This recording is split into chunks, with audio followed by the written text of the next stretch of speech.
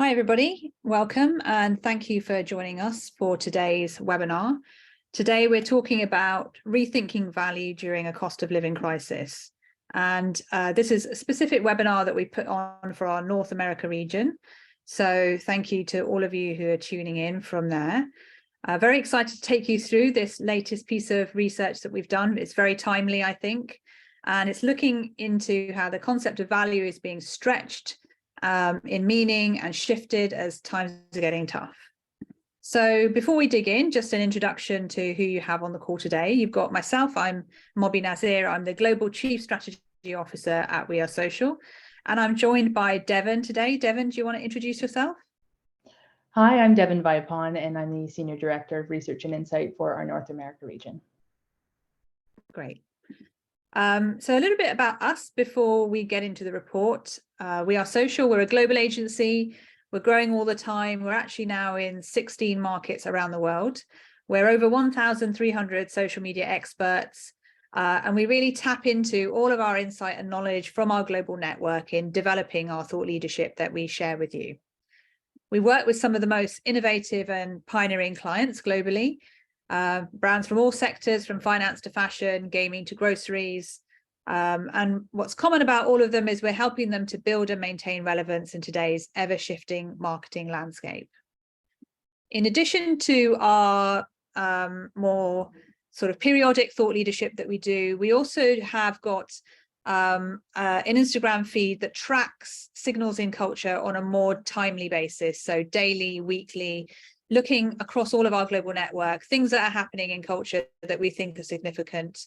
If you're not following it already, I highly recommend that you do. As I said, it's on Instagram. You just type in thefeed.global and you can follow us there. It's a great repository. We use it all the time to help fuel our thought leadership, but also we use it when it comes to creative ideation as well. So do go and check it out. As I said, we do a lot of periodic research. We do annual reports like our Think Forward and Global Digital Report, but we also tap into timely topics and themes that are emerging that we think are worth taking a deeper dive on. So recently we've been looking at gaming, ongoing we've been looking at Gen Z, and now we're talking about the cost of living crisis. Before I go into the report in a little bit more detail, just wanted to give a big thank you to our data partner for this report, Statista. So all of the qualitative research that we're going to share with you today, we've also been able to validate it with quantitative research thanks to Statista. We actually surveyed 2,000 individuals, adult social media users across the UK and the US, and some great data has come back from that. So we're going to share that with you today, and a big thanks to Statista for that.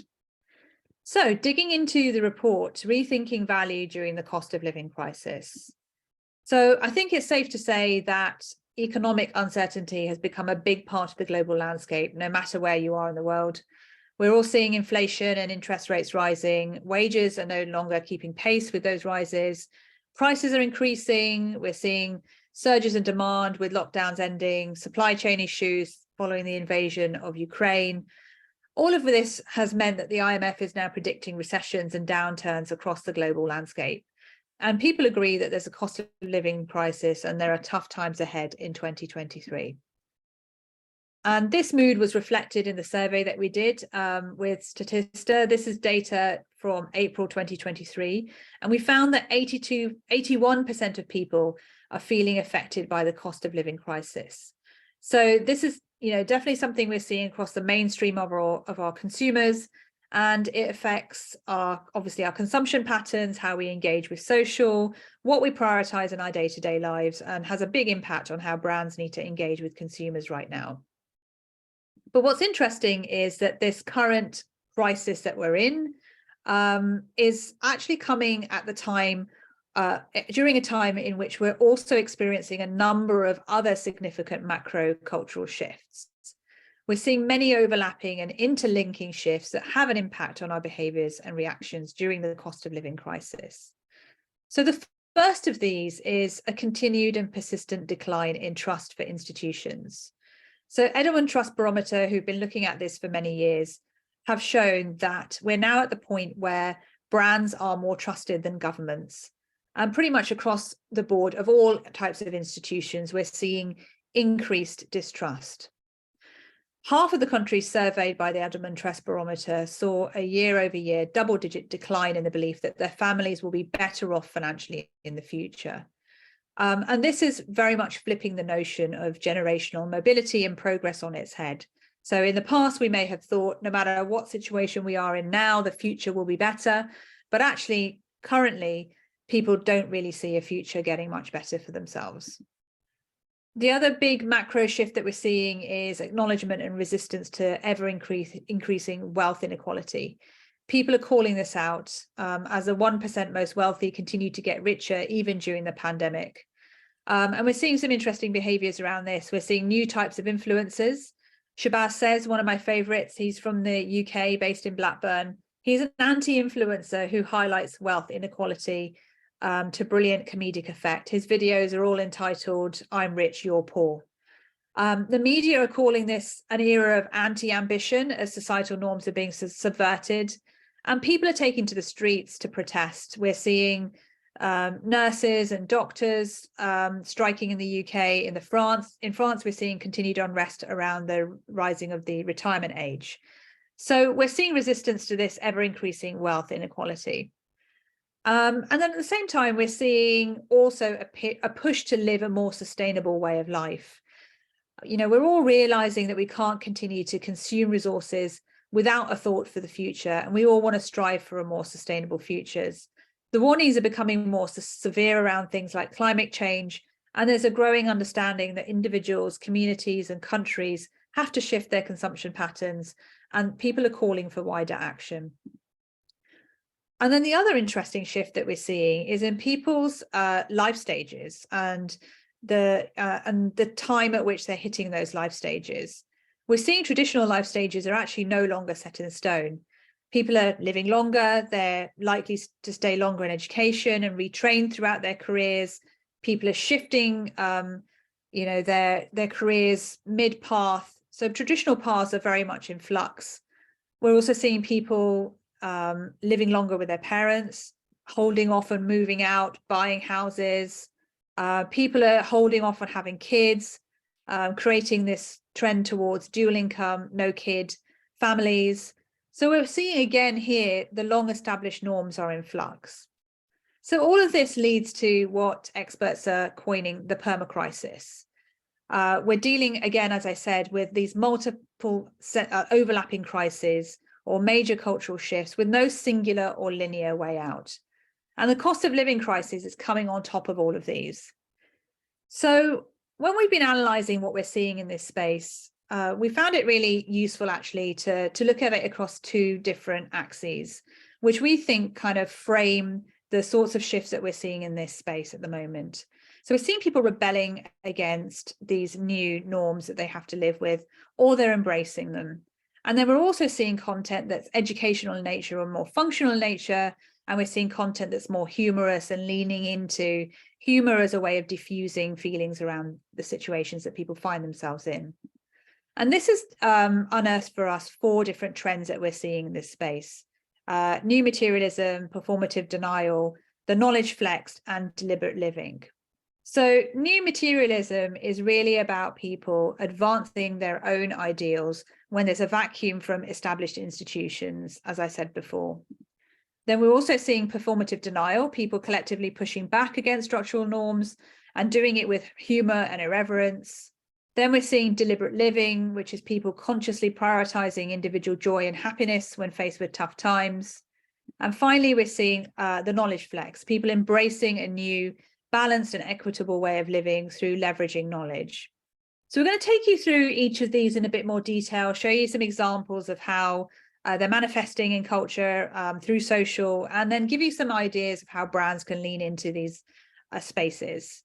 So I'm going to hand over to Devon, but before I do, just to let you know, we are going to be online after this presentation for 15-20 minutes, so we can take any questions that you have. So if you do have any questions, just pop them into the chat and we'll address them after the presentation. So I'm going to hand over to Devon now to take you through these trends. Thanks, Mobbie. So the first trend we'll talk about is new materialism, and this is really kind of a radical look and pushback against society's pre-existing ambitions and the relationship to what people have to notions of value. And people are essentially reinventing value in different ways and making up new notions of value. A great example of this is actually quite a playful example, something you might have seen recently on TikTok.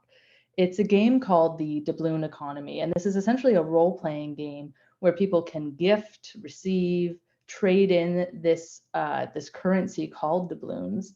And it's really an ecosystem or an economy that's mirroring what we're seeing in real life.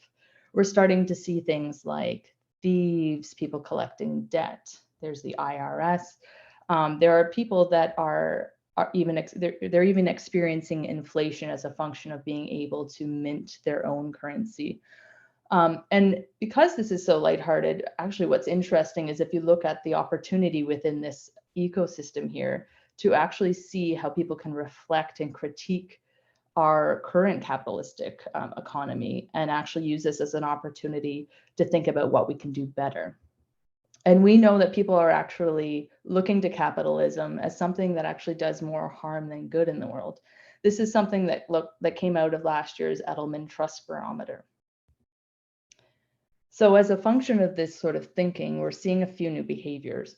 The first one is the rise of the dupe. Now, you've likely seen this quite a bit. The dupes are knockoffs or fakeaways. And so people are sharing content that shows different or similar products, but that they're knocking off the real thing. So for example, you might have seen the Hermes sandal. You'll often see in the skincare community, people sharing dupes of Hailey Bieber's Rhode skincare line. And what's really interesting here is it's separating that material from the symbolic value, and it's really downplaying what the role of the brand can be. So the implication for any premium or sort of high-end brands is you have to now work a lot harder to really show to consumers why they should be buying the real thing and not the dupe.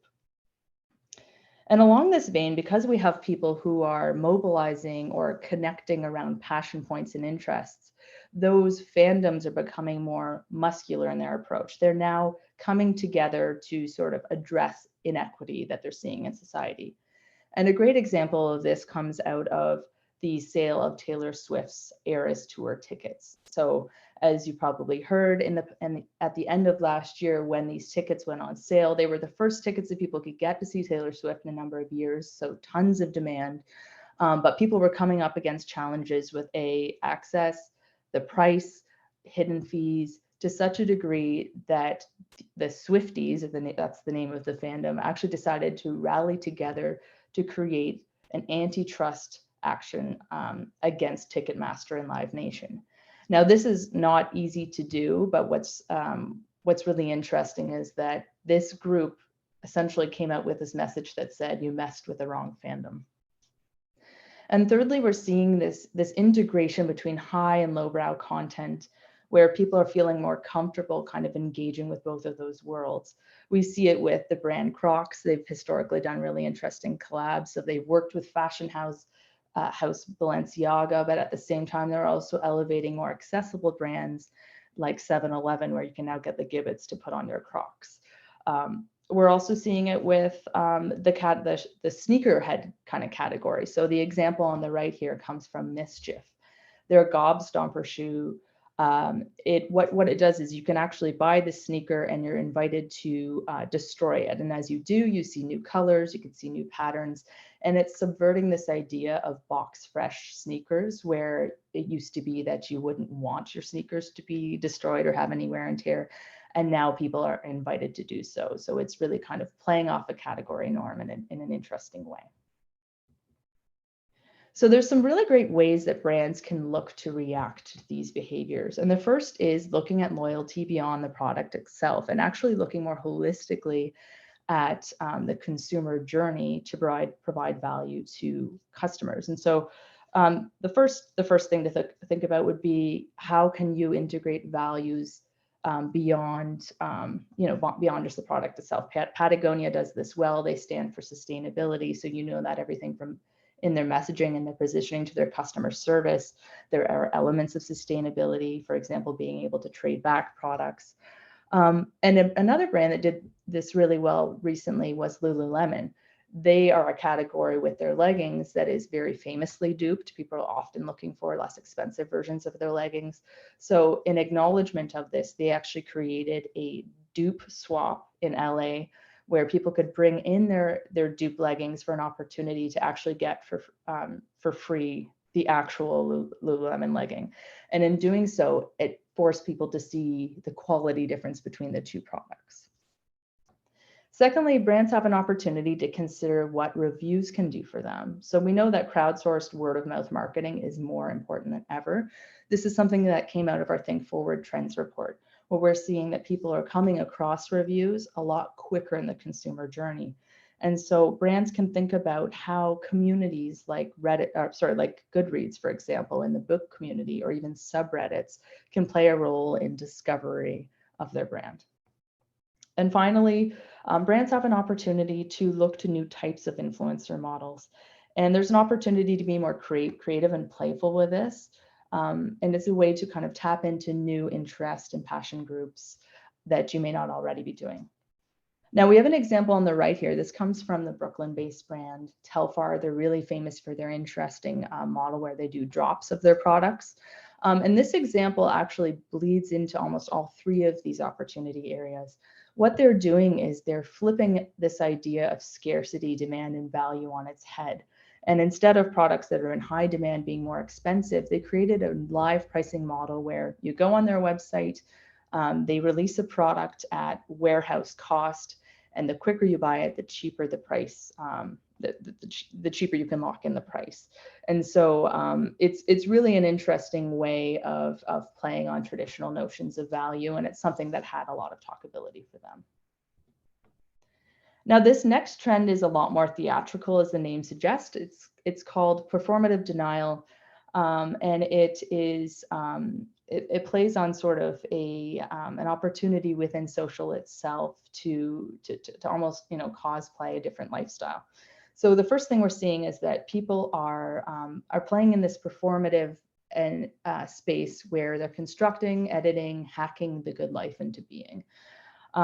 People are being honest about doing this. They're living in kind of willful denial about the cost of living and clinging to the high life, even when it might be out of reach or they may not be able to afford it naturally. So in this example, we see a TikToker who's showing off different outfits that he's sort of pretending related to occasions that he's pretending to go to. So dressing for champagne brunches, dressing for the country club, for example. And this is interesting because people are cosplaying in a socioeconomic way at the same time that the ultra rich are also downplaying their wealth through the rise of stealth wealth, which is a new form of understated dressing. And in alignment with this, there's this idea that people are not seeing a way out of this current cost of living crisis. We've already said to millennials in particular to avoid avocados, to stop buying your lattes. But because people can't see a way out of this, they're taking a more kind of que sera approach to this, which means that we're seeing some new behaviors here. There's this idea of people role-playing old money. So people are kind of live action role-playing, looks related to rich lifestyles. So for example, you've likely heard of the coastal grandmother lifestyle. And this is not only fun, but it brings a sense of nostalgia and comfort for people and reassurance in times of turbulence. And the second one, first-person narratives, is a really kind of fun. It's a language and it's an approach to living your life where you're subconsciously narrating your life like you're the main character of a TV show. So people are bringing that energy, referring to other people in their lives as kind of secondary characters or non-playable characters. And people are talking about living in their areas. So where you see this play out in social is people doing things like dramatizing the mundane. So for example, reading out their grocery lists in a really dramatic way, a lot of using sound effects to help make very, very casual day-to-day things sound more interesting. And finally, we see recession core aesthetics. And so this is something that we've actually seen appear on the runway. It's a move towards a more muted look. So less jewelry, bigger bags, fewer accessories. people repeating outfits. And the thinking here is that people are almost kind of detaching themselves by reality by talking about recession core looks as if they're a passing fad. So there is a lot of opportunity here for brands, specifically around how they can innovate, how they can message and position themselves. And this huge theme that we're really seeing that is an opportunity is around escapism, because that's what people are doing here. They're really demonstrating ways of escaping from the reality. And another great example from Mischief here is what they called the dating sim that does your taxes. So this is Tax Heaven 3000. And what this program does is it directly addresses one of the other realities of life, your taxes, that people don't typically want to address their taxes. It's not a fun subject for them. But what they did was they created an experience where you can go in this game environment. You meet somebody named Iris. She's kind of a pink-haired anime style date. And then you can have both functional conversations about your taxes, as well as gamified conversations around your date, choosing where to have your coffee, for example. And you come out of this experience with your tax return completed. And of course, you do need to be a single person with no dependents to do this experience. So just kind of a fun way of thinking about escapism. And as a second opportunity here is to think about what we were calling soft thrills. So people do look to social in particular to be entertained, to be soothed. And so brands have an opportunity to think about ways to marry this into their content and their messaging. Imagine working with a creator, for example, with the likes of Bread Guy. So he is a creator out of the UK. He's amassed a couple million followers just by slicing bread. And part of the thrill of this, again, speaking to this notion of sensationalizing the mundane, what he does is he puts a loaf of bread on a cutting board. He slices through, so you hear that sort of satisfying crunchy sound as he breaks through the crust, and then he leaves that slice up, and users then get this thrill of, which way is it going to flop onto the cutting board. And he's actually invited people to ask questions that the bread can then decide their fate against. So he'll put yes on one side, no on the other, and whichever way the bread flops, people get their question answered. So people will ask things like, will I find love? So these behaviors already exist online, where people are looking for this sort of really comforting, really lighthearted content. So brands can actually think about diving into that kind of territory. And finally, there's an opportunity for intergenerational nostalgia. Cultural touchstones of the past, can be a way for people to harken back and feel comforted by simpler times. And so people can think of, brands have an opportunity to think about how to tap into that nostalgia. And one brand that's done this is actually one that taps into a time that was also turbulent, but they do it very well. Vivienne Westwood, for example, their alignment with the steampunk movement is a way for them to kind of have ongoing resonance and credibility. So our next trend here is called deliberate living. So this is really grounded in this idea of people prioritizing things that spark outsized joy. So it's a bit of a Marie Kondo-esque trend that's filling that emotional need for people to feel comforted, to people to feel joy in a time when things are a lot more expensive. So value in this scenario is derived from consumption that brings that outsized impact and joy. And an area that we're seeing this play out is people making big swings in their lifestyle to be able to focus on those things that are their passions or things that they truly care about. The example we have here is people talking about making changes to their living environments, in this case, buying a tiny home so that they can afford education. A really interesting video that I saw was somebody who's living in a tiny home actually in Central Park in New York, which is in an area that is known for extremely high rent and cost of living. In this case, that person was looking to afford their education by cutting back on their housing costs. And as Mobbie mentioned at the upfront, people are doing this as well by living, in their parents' houses longer to be able to afford handbags, for example. So there's different ways that people are doing this to really be able to focus on those joyful purchases that speak to their personal values. And what's interesting here is that social is really playing a role in helping people get to that joy faster. Gen Z social users are actively looking for more money-saving content from brands and influencers on social media. The stat that we got from our survey was 62% here. So some of the behaviors that we see coming out of this, the first is this notion of gamified couponing. This feels very familiar and very natural. People are looking to save money, but they're finding kind of a fun way of doing this by engaging in behaviors like the $5 challenge on TikTok. So in our example here on the right, people going into Dollar General with $5 and showing off in their content the great stuff that they were able to get off the back of that money. But the other thing that's happening is that people are also showing, showing their hauls from Costco. So we've heard the sound, "You left me alone in Costco," that audio where people will show what their haul was from having been in Costco. And as a function of that, we're seeing brands like Costco being elevated to almost like a streetwear cachet, where they've released their own Kirkland variety drip, and that is flying off the shelves. So people are now wearing Kirkland variety as a fashion brand.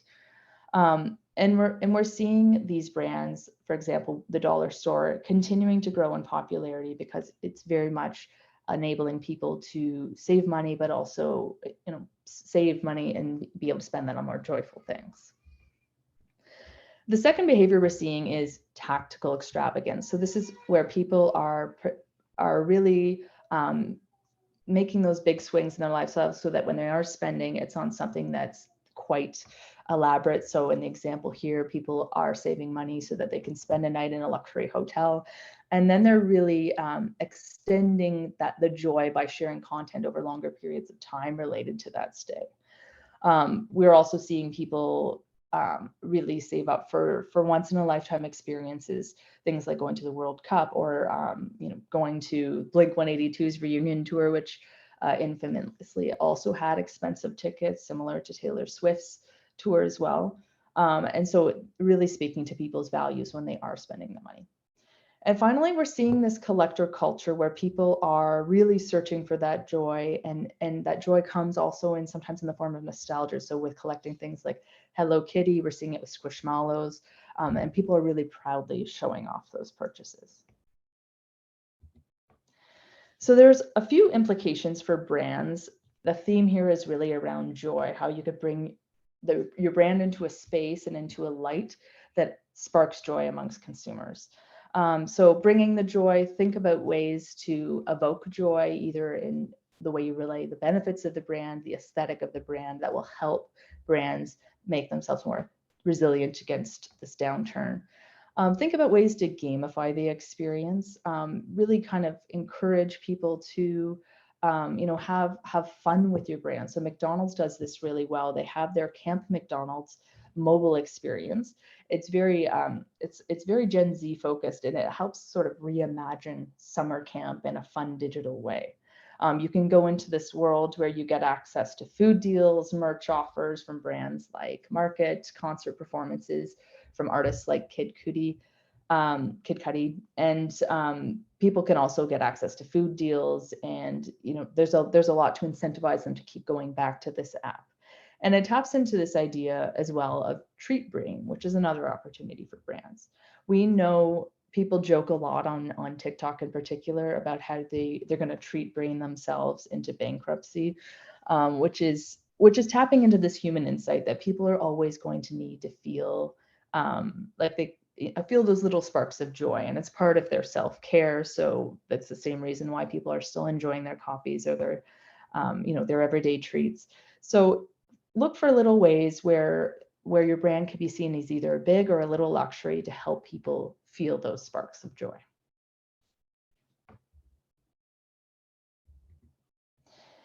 Our final trend here is called the knowledge flex. This is one of our more rational and logical trends. It's likely one that most people have observed or flexed themselves recently. And in this trend, people are expressing what they know rather than what they have. So what we're seeing is, particularly as it relates to influencers in the creator economy, they're starting to redefine how they demonstrate their value, not by trying to sell to you, but trying to help you save money. And we know that adults on social in both the US and the UK are looking to influencers to help them find those cheaper options. And one of the first behaviors that we're seeing around this is this idea of being in the know and knowing what not to spend. What's interesting as we start to unpack why this has arisen, if you look to influencers and creators particularly, pre-pandemic, they've had sort of this opportunity to revisit how they're positioning themselves as a group. And so influencers coming into the pandemic had a moment where they rebranded to creators because they needed to focus on their craft and the value that they'd be bringing to audiences. And then as they're now moving into the cost of living crisis, people can no longer just be pushing what to buy because it starts to feel a little bit tone deaf. Now there's this new move towards pushing the knowledge that you have and being able to support communities by becoming a bit of a money saving expert. So people are showing off their niches, they're giving valued advice, and really diving into specific subject areas by saying, you know, don't buy this because, you know, because I'm an expert in this field, and that actually helps people save money by not spending in the wrong place. Secondly, there's this idea around artisanal peacocking. People are showcasing their personal craftsmanship and DIY as a form of knowledge. And so we're seeing things like handcrafted products coming out in content where people aren't spending cash, they're spending more time and they're expending their knowledge to be able to create those things. So the nice thing here is that the whole trend around bread making has not gone away. And then finally, we see this return of the how-to video. This isn't really something that's ever gone away, but in this environment where people are trying to, you know, find value by spending more time rather than money on, you know, fixing their homes or working on craft, people are looking to video content to help guide them in that journey. The example we have here is somebody actually commenting on Twitter that while they were looking to reno their bathroom floor, a person who was showing them how to do it on their YouTube video actually referenced a YouTube video while filming a YouTube video. So it gets very meta here. But it's speaking to this wider hack culture where people are taking on kind of more of a skillfluence kind of position, and also taking on more of a doomsday kind of prepper mindset in the content that they are sharing out. So what does it mean for brands? There's a few opportunities. The first one here is an opportunity to facilitate community, to incorporate community building into your comm strategy. And it can be one where consumers can share sort of, consumers themselves can be the source of information. So with tips, tricks, and techniques. A brand that does this really well, it comes from the beauty community with Sephora's Beauty Insider community, but there's opportunity amongst all types of brands to do this kind of behavior. The next is to embrace imperfection. So when consumers are flexing away from what they buy to what they know, there's an opportunity to think about how you can incorporate both kind of high and lo-fi aesthetics into this. So we know offline, for example, in the quest to bring more value into their lives to save money, people are now more open, for example, to the notion of imperfect vegetables and fruit. So how can you bring that model into your content? That it means that you don't necessarily need to have high production value, so long as the message and what you're sharing with consumers is going to provide them value in their day-to-day lives. And then finally, micro-learning. Look for ways to deliver that bite-sized information, life hacks, content to consumers that's going to help them in tough times. A really interesting way that you could think about this comes from the brand Skip the Dishes, so the food delivery service. In Canada, Skip the Dishes recently launched a campaign based on the insight that people can, or based on knowing that people can buy grocery product from the Skip the Dishes platform. You can go on the Skip the Dishes website, identify where you live in the country, and then they actually have created essentially an inflation cookbook, is what they're calling it, where the website will identify based on inflation which products are less expensive at that moment in time, and you could choose your groceries based on that. The example we've given here on the right comes from IKEA. So speaking to this notion of really embracing imperfection, IKEA recently launched a campaign where you can show off your savvy. So instead of humble bragging, they're inviting people to deliberately brag about their home renovations, and particularly giving them an opportunity to show how they've been able to save and do things in a more kind of scrappy way via IKEA as a brand.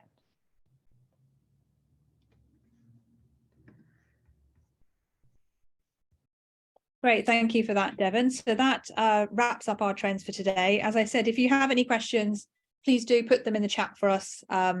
We can address them. But just to wrap up, those are the 4 trends that we took you through: new materialism, performative denial, deliberate living, and the knowledge flex. So while cost and price still matter to people when living in a cost of living crisis, we're seeing new mindsets and behaviors that are really looking to redefine the meaning of value. We're seeing that happen in ways that are more purposeful, ways that are rewarding smart thinking, and ways that are also leaning into escapism. So these shifts all give brands a lot more creative license in marketing when times are tough. And this more expanded concept of value means that messaging beyond cost and price is going to be essential to attract and maintain your consumers' attention going forwards. So you can get the full report at our website. You should have a QR code come up there, but for some reason it's not on screen. But you can go to our website, you can download it there, or you can send us an email at inquiries@wearesocial.net, and we can send you a copy of the report. So yeah, we'll now take a moment to see if we have any questions. Oh, right, there we go. We've now got the QR code on screen as well, so that's brilliant. Thanks very much. Let's have a look. Questions.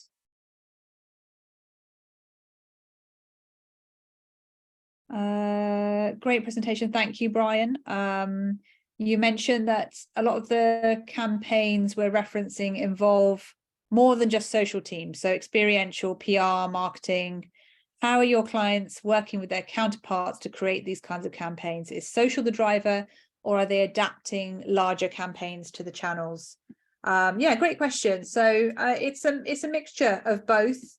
Some of our more, I suppose, progressive clients really recognize that you need to think about social first, and really think about how you're going to engage consumers through those channels, which is obviously much less broadcast approach, much more experiential, and connecting communities and tapping into communities. So I mean, I would say, because we are a social agency, a lot of the work we do is obviously grounded in social. Where we need to collaborate with other agencies and other channels, we do that. And ideally, we like to be briefed alongside all of the other agencies. So we're coming to the table with ideas at the same time, rather than thinking about social at the end of a process. So I think that's really the main learning is, you know, given that our audience is spending so much time in these spaces, and the way we need to engage in these spaces is, you know, so different from other channels, we really need to think about this stuff up front.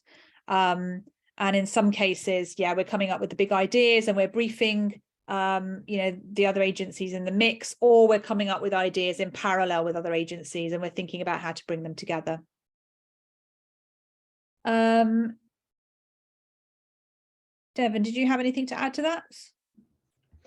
Yeah, I think with social being the most public facing output from the consumer, whether or not the social agency is the one at the forefront of the table, we always look to have social insight driving the thinking across the campaign, which you've definitely touched on there. So the imperative for any brand when they're planning campaigns now is to truly understand the consumer and how they're speaking, how they're interacting with each other. I think what's interesting around these trends is they are inherently interactive with other people. It's not, it's not isolated behaviors. These are group behaviors. So, no matter who's at the head of the IAT, those behaviors need to be accounted for in any kind of tactical or strategic implementation of a campaign.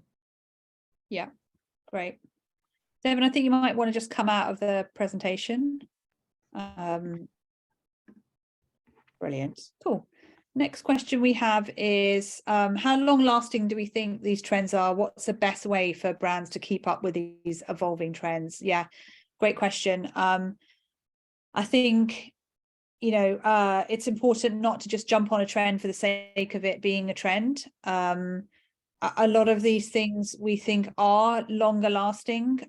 We've been living, as I said, in permacrisis for a while, so this is not going away. It's almost become the new norm of how we are and how we exist. In terms of how to keep up with these trends, I think tracking them on an ongoing basis, but also being able to think about how do they connect up to bigger cultural shifts, bigger sort of shifts in societal mindsets. So, we have a framework that we use internally, actually, which is thinking at things at 3 different levels. The sort of most tactical level being moments, but then the sort of higher level beyond that is movements. And then the even more strategic level than that is mindsets. So whenever we're tracking trends, we're thinking about, okay, this is a moment that we're seeing now, but what is the bigger movement behind this? Is there a bigger movement behind this, and is there a bigger mindset behind this as well? And where you see, tactical examples of trends connecting to mindsets or movements, and those are the ones that brands really need to pay attention to. So I think, as I said at the beginning of the presentation, there's a number of big cultural shifts that all of this stuff ties into. Resistance to wealth inequality, shift towards more sustainable consumption. All of these are bigger, longer term patterns. And, so these are small examples of longer term patterns. So I hope that helps to answer the question. But yeah, let me know, Devon, if you had anything else to add to that. Yeah, I think that makes sense from the consumer perspective. And then I think when you think about what hasn't changed as a function of brand imperatives, there's a few key themes that come out of this that are actually quite interesting as you look at them in parallel to brand imperatives during the pandemic. So for example, we've talked a lot about being empathetic to your consumers and brands needing to kind of meet them where they are emotionally. So imperatives around kind of needing to provide lightheartedness, joy, and escapism. Those are all things that I don't see moving away at any point. You just there's more opportunity now than ever, truly, to help meet emotional needs and states of consumers. That certainly won't be going away. Yeah, brilliant. Okay, so I don't think we have any other questions at the moment. So I think I will wrap this up. Thank you, everybody, for attending. Do download the full report if you want to read it in more detail. Big thanks to Devon for joining me today to take us through these trends. I hope you guys found it interesting, and we look forward to talking to you all again soon. Thank you very much. Bye. Bye.